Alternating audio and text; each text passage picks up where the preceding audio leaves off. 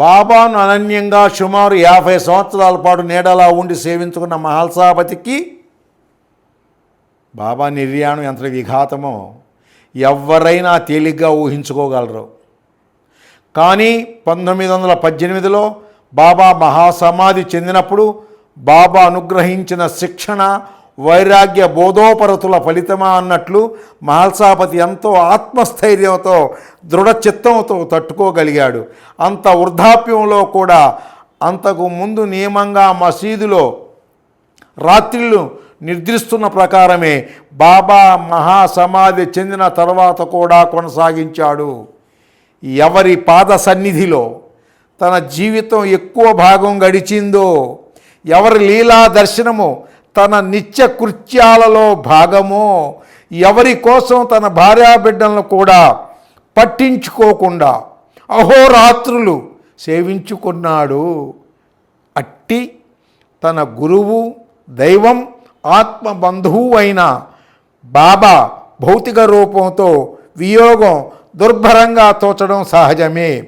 అందుకే మసీదులో రాత్రులు ఒంటరిగా గడిపేటప్పుడు మహల్సాపతి రాత్రిలో ఎక్కువ భాగం కూర్చొని ధ్యానం చేసుకుంటూ ఉండేవాడట. ఒక్కోసారి మసీదులో కూర్చొని కన్నీరు కారుస్తూ బాబా భౌతికంగా ఉన్నప్పుడు ఎలా బాబా కాళ్ళు పట్టేవాడో అలాగే బాబా అక్కడ ఉన్నట్లు కాళ్ళొత్తుతూ రాత్రులంతా గడిపేవాడట. అలాంటి స్థితిలో మహల్సాపతిని చూచిన భక్తులకు ఆ దృశ్యం ఎంతో హృదయ విదారకంగా తోచేదట.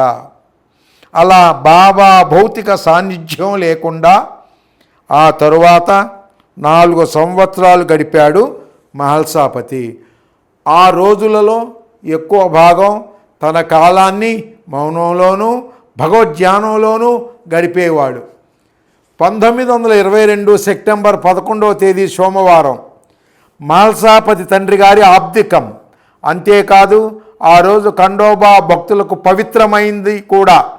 మామూలుగానే ఆ రోజు కూడా ఖండోబాకు, బాబాకు నిత్య పూజానుష్ఠానాలు పూర్తి చేసి తన కుటుంబ సభ్యులతో ఆబ్దికానికి ఏర్పాట్లు, వంటలు త్వరగా కానివ్వండి, ఈరోజు నేను వెళ్ళిపోవలసి ఉంది అని అన్నాడు. పురోహితుడు లక్ష్మణ్ వచ్చి యథావిధి శ్రాద్ధ ప్రక్రియ పూర్తి చేశాడు. భోక్తల భోజనం తరువాత ఇంట్లో అందరూ భోజనం చేశారు. అందరితో పాటు పంక్తిలో కూర్చున్న మహల్సాపతి భోజనం చేయలేదు. వడ్డించిన పళ్ళాన్ని పైకెత్తి ముక్కుకు తాకించి వాసన చూసి పళ్ళెం క్రింద పెట్టేశాడు. ఒక కోర బట్ట చింపి నడుముకు చుట్టుకొని మిగిలినది కౌపీనంగా ధరించి నేను దీక్ష తీసుకున్నాను అన్నాడు. అక్కడే ఉన్న బాలాగురవే, రామచంద్ర కోతే మొదలైన వారితో భగవన్నామ సంకీర్తన చేయమని కోరాడు. ఈలోగా తాను ఆ రోజు నిర్యాణం చెందుతానని మహల్సాపతి చెప్పిన విషయాన్ని కాకాసాహెబ్ దీక్షత్, హేమాండ్ పంత్, బాబాసాహెబ్ పురందరే మొదలైన సన్నిహిత భక్తులందరికీ తెలుపుతూ అక్కడున్న వారు కబురు పంపారు.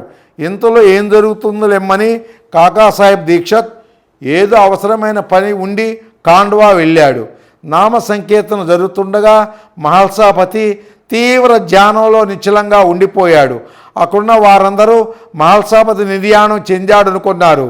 కానీ కొంతసేపటికి మహల్సాపతి కళ్ళు తెరిచి నేను పోవడానికి ఇంకా ఆలస్యం ఉంది, నేను రేపు పోతానన్నారు. రాత్రి అందరూ మామూలుగా నిద్రపోతూ ఉన్నారు. తెల్లవారుజామున మహల్సాపతి తన కుమారుడు మార్తాండును నిద్రలేపి ఇప్పుడు సమయం ఎంత అయి ఉంటుంది అని అడిగాడు. సుమారు 4 గంటలని మార్తాండ్ చెప్పాడు. తనకు బాగా ఆకలి వేస్తున్నదని, ఏమైనా తింటే బాగుంటుందని అంటూ తన చిన్న కుమార్తె విఠాబాయిని నిద్రలేపి ఏమైనా వండి పెట్టమన్నాడు. కానీ ఆమె తాను బహిష్టు అయినానని ఏమీ చేయలేనని చెప్పింది. మార్తాండు తన తల్లిని నిద్రలేపుతానన్నాడు. మహల్సాపతి అందుకు వద్దని మౌనంగా ఉండిపోయాడు.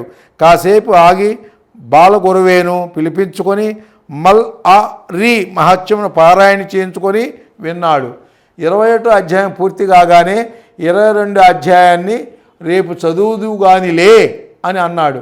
అది విన్న ఆయన కుమారుడు మార్తాండ్, నాన్న నీవు ఈరోజు సమాధి అవుతానంటివే, మరి రేపెలా చదువుతావు అని అడిగాడు తమాషాకి. అది నీకు అర్థం కాదులే అన్నాడు మహల్సాపతి నవ్వుతూ. ఆ తర్వాత కొందరు భక్తులు వచ్చి నామ సంకీర్తన జరుపుతూ ఉండగానే మహల్సాపతి భగవన్నామం ఉచ్చరిస్తూ తుది శ్వాస విడిచాడు. అలా తన మరణానికి తానే ముహూర్తం నిర్ణయించుకొని భగవన్నామ స్మరణ చేస్తూ ప్రశాంతంగా దేహత్యాగం చేయగలగడం మహాయోగులకు కానీ సాధ్యం కాదు. యోగనాథుడైన బాబా శిక్షణలో మహల్సాపతి అత్యున్నత ఆధ్యాత్మిక శిఖరాలు అధిరోహించాడనే విషయం ఆయన నిర్యాణం చెందిన విధానమే చెప్తున్నది. అయితే సాయినాథుడనే మహావటవృక్షం యొక్క ఛాయలో కొంత తడువు సేద తీర్చుకొని స్వల్ప శక్తి పుంజుకొని ఆ మూల వృక్షం నుంచి విడివడి సద్గురువుగా అవతార పురుషునిగా పూజలు అందుకోవాలనే ప్రలోభానికి భగత్ లోను కాలేదు. తన ఆఖరి శ్వాస వరకు లోకం దృష్టిలో ఉత్తమ సాధకునిగా, సద్భక్తునిగా, సత్శిష్యునిగానే మిగిలిపోయాడు. ప్రముఖ సాయి భక్తుడు శ్రీ బివి దేవ్ అన్నట్లు భగత్ మహల్సాపతి నిశ్చయంగా భక్తమాణిక్యమే. ద్వారకామాయి సమీపానే ఉన్న మహల్సాపతి ఇంటిలో ఆయన సమాధిని, బాబా ధరించిన కఫిని, చెప్పులు, చేతికర్ర మొదలైన వస్తువులను ఈనాటికి భక్తులు సందర్శించుకుంటున్నారు.